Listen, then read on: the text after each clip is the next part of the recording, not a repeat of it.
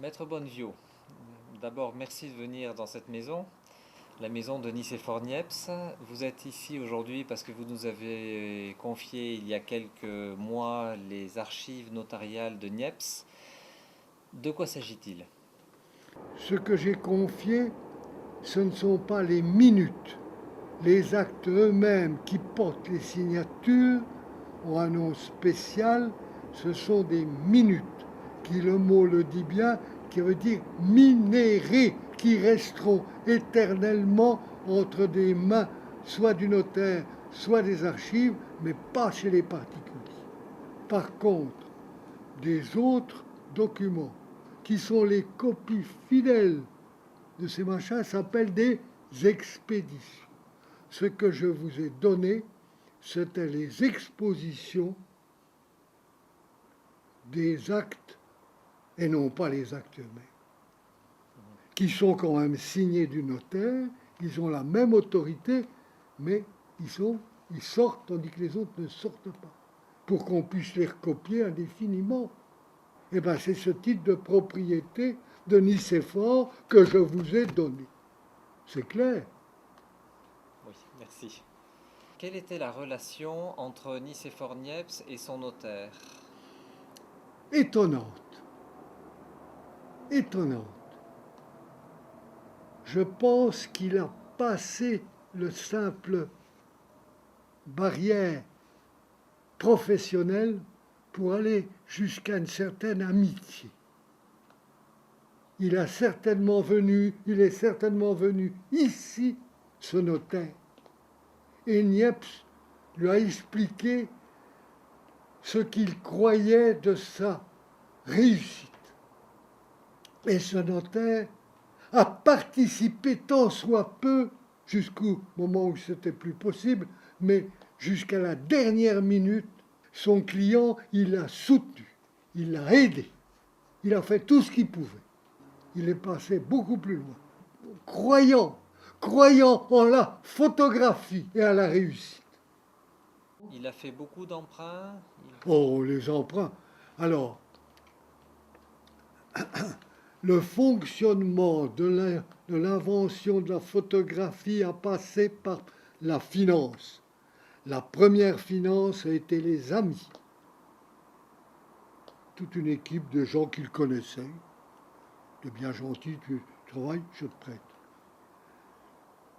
Puis ensuite, ça a été les banques chalonnaises, qui au bout d'un certain temps ont douté du remboursement du prêt qu'ils faisaient. C'est alors que le notaire est intervenu, seulement à ce moment-là. Parce que le notaire donne une garantie. On ne prête pas chez un notaire sans qu'il y ait une hypothèque prise, c'est-à-dire une main mise sur un gage qui était la maison ici, ou les terres, etc. C'est donc les trois étapes du financement de la photographie. Les amis, les banques, le notaire en dernier. Et le notaire a fait quelque chose qu'il faut bien remarquer, c'est le fils. Le fils Isidore a fait un beau mariage, sa famille était aisée, sa belle famille avait un château dans les environs d'Autun. On a fait signer le fils et sa femme, pour obtenir de nouvelles sûretés. Parce qu'il faut bien comprendre que le notaire, à travers tout ça, il est des deux côtés. Le prêteur et son client aussi. Et donc, il faut qu'il satisfasse les deux.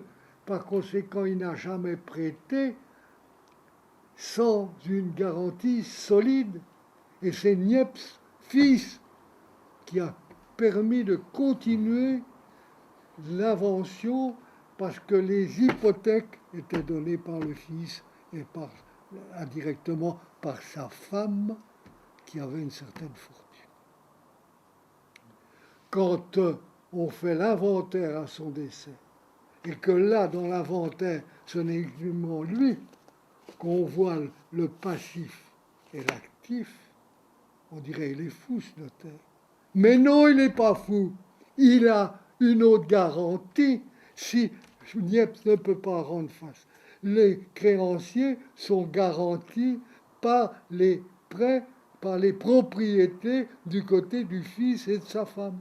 Voilà ce qu'il fallait bien savoir et bien comprendre. Et donc vous êtes le successeur? Je suis le successeur du notaire de Niepce. Les notaires se transmettent une étude avec tous les documents, on en fait le répertoire, le répertorié quand on arrive. Quand j'ai pris, c'était mon beau-père, moi, il n'y a pas d'histoire, mais on refait un recollement des minutes, c'est-à-dire minutes qui veut dire minéré, j'ai déjà dit, qui reste. Il fallait que mon vendeur, le notaire avant moi, me remette bien toutes les pièces antérieures que je devais détenir pour en faire des copies, des expéditions. L'original reste chez le notaire, il peut en faire 10 copies, mais l'original reste chez le notaire. Et le notaire, de notaire en notaire, il se passait les pièces. Par conséquent, quand j'ai pris les thunes, moi, quand je suis rentré, on m'a remis dans le tas, notamment, tous les documents des actes passés à l'étude. Voilà pourquoi je connais bien ce problème.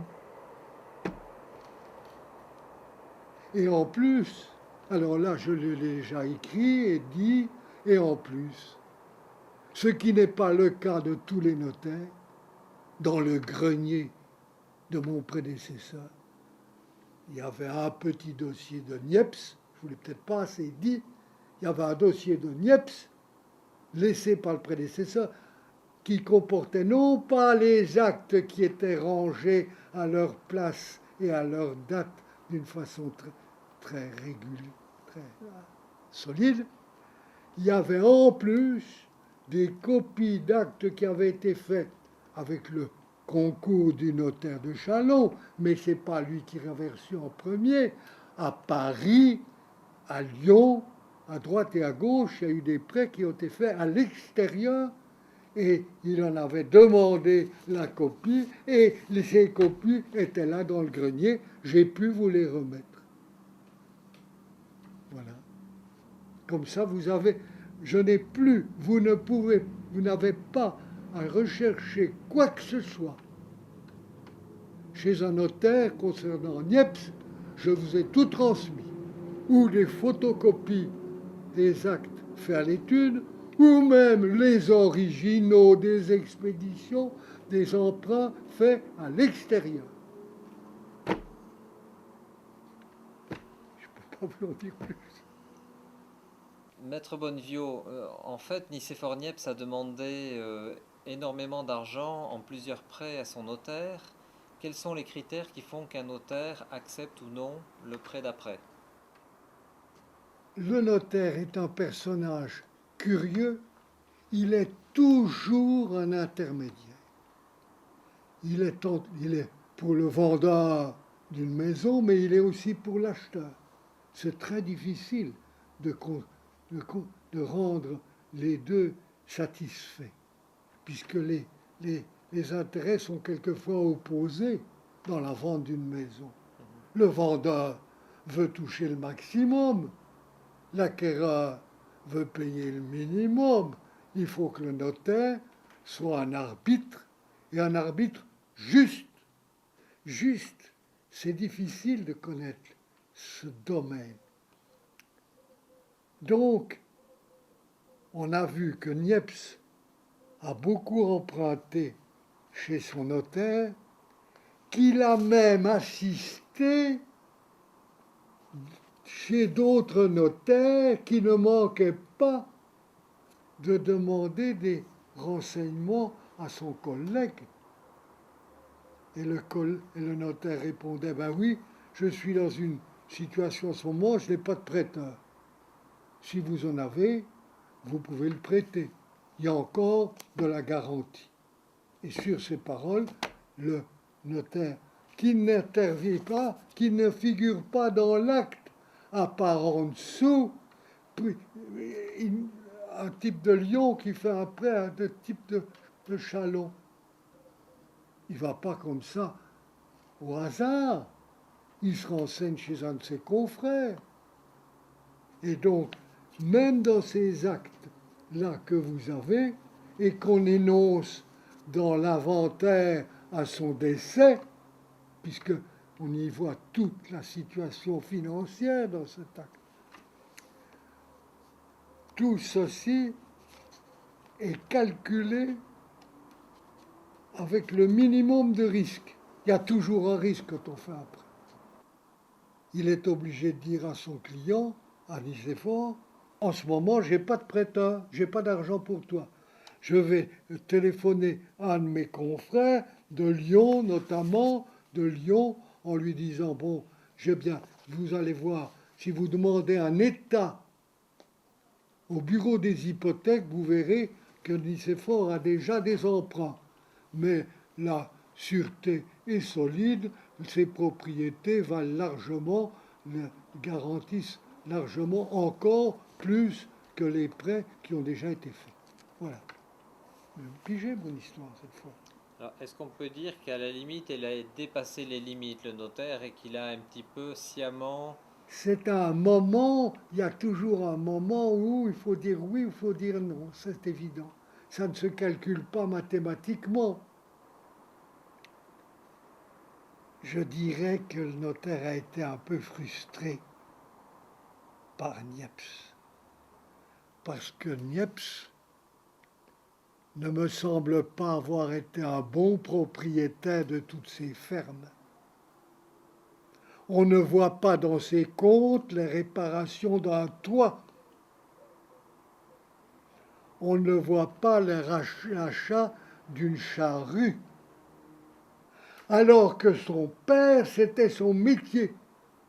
Le père de Niepce était le gérant pour des nobles qui possédaient des propriétés dans la région et qu'il gérait comme s'il était le propriétaire, qui gérait ses gestions, ses locations pour surveiller sur place si les fermiers avaient bien entamé, ensemencé à tel endroit, si leur récolte, ils ne trichaient pas dessus, etc.